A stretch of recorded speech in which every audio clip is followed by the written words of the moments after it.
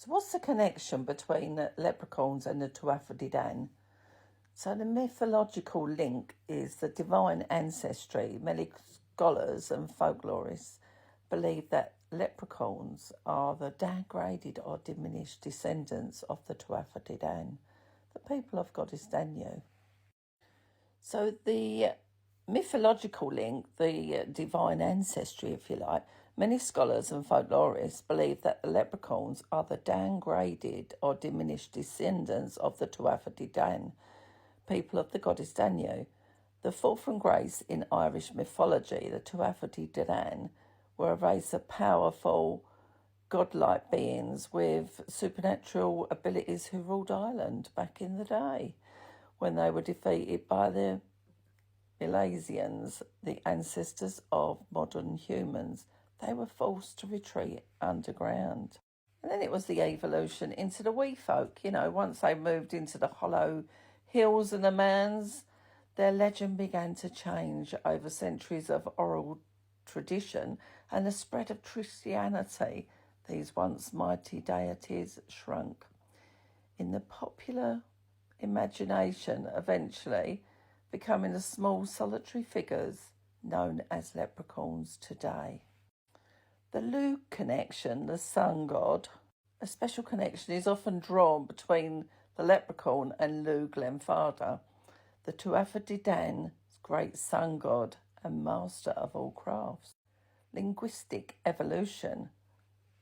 Some etymologists suggest the word leprechaun might even be a corruption of Lugh Chupan, little Lugh. Sometimes that sun god is pronounced as Lag, Lugh.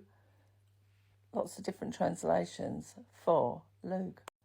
So like Lugh, he was a patron of the arts, a master shoemaker, smith. The leprechaun is defined by these craftsmanships and cleverness. So Tuatha Dé Danann is made up of kings, queens and high deities.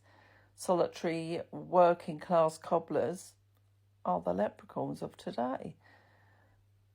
Then you've got the social structure. Kings and queens, the Tuatha Dé Danann, the vast organised society with a royal court. Leprechaun, extremely solitary, they rarely associate with others. And then we got their power. Tuatha Dé Danann can control the weather, harvests and life and death. Leprechauns are primarily known for their trickery and guarding their gold. So that is a bit of like the difference, but the similarities between them. So some people say that, the leprechauns are little Lugh of the Tuatha Dé Danann. Other people say they're a different being altogether. What is really interesting, there is a hunt every year along the mound to try and capture a leprechaun. And that is usually in April or May, and it's at the Sleefoy Mountain. So Kevin Woods was originally a skeptic until he found 4 gold coins on his property. After that, he said that he'd seen 3 leprechauns and was able to talk to them. They told him there's only 236 of their kind left in the world. So as a direct result of Carlingford's sightings and the woods and lobbying, etc., leprechauns were officially granted protection by the European Court in 2009 under the Habitats Directive. In Louth is now a protected site for their flora and the spirit world they inhabit. How about that then?